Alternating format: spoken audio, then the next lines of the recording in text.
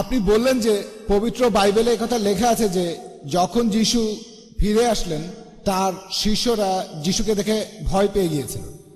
তিনি তো মারাই যাননি, তাহলে ভয় পাবে কেন?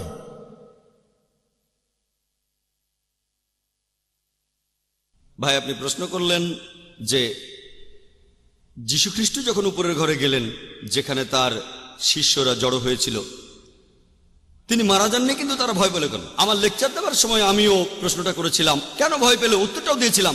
কারণ তারা ভেবেছিল আত্মা, মনে করেছিল আত্মা। কিন্তু আপনি তো বললেন তিনি মারা গেছেন। আমি সেটাই বলছি, তারা আসলে জানতো না তিনি মারা গেছেন।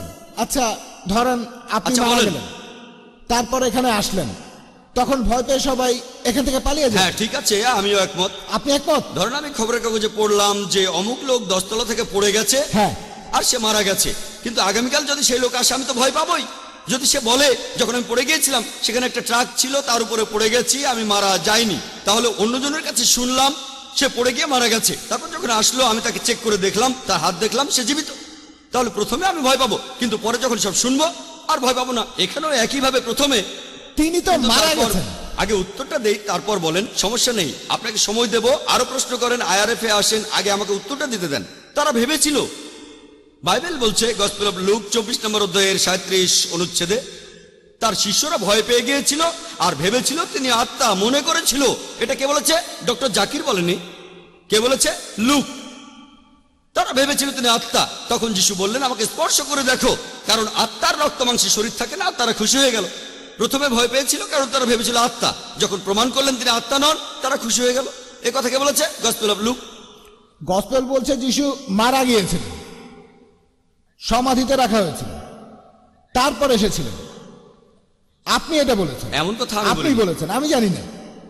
আমি উদ্ধৃতি দিচ্ছি বাইবেল থেকেই। এক্সকিউজ মি ভাই, আপনি প্রশ্ন করেছেন, বক্তাও সেটার উত্তর দিয়েছেন।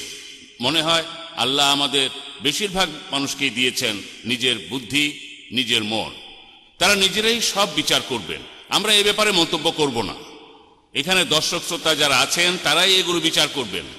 এটাই আমাদের আজকের এই অনুষ্ঠানের মূল উদ্দেশ্য, যাতে করে আমরা একে অন্যকে ভালোভাবে বুঝতে পারি।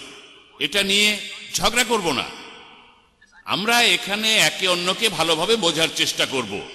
ওনারা এখানে এক্সপার্ট, তারা ভালো করে জানেন, তাই তাদের উত্তর দিতে দিন। যদি আপনি ভালো জানেন তাহলে একটা হল ভাড়া করেন, তারপর আমাদের আমন্ত্রণ জানান, আমরা সবাই ঘুরতে যাব, সবাই যাব আপনার কথা শুনতে।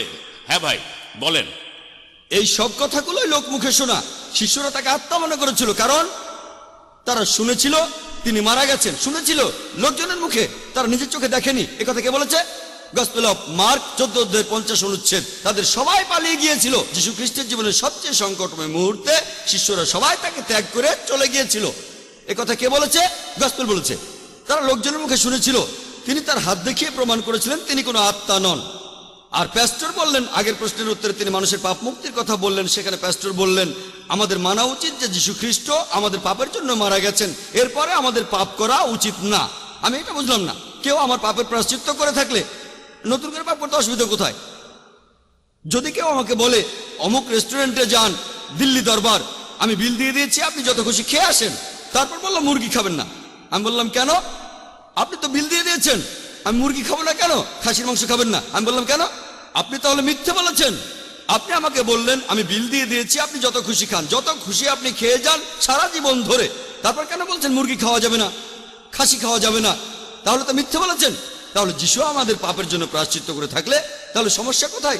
যদি ধর্ষণ করেন আর চুরি করলেই বা সমস্যা কোথায়? তাহলে এই যুক্তিটা আসলে কোনো যুক্তিবাদী মানুষ মানতে পারবে না। আশা করি উত্তরটা পেয়েছেন।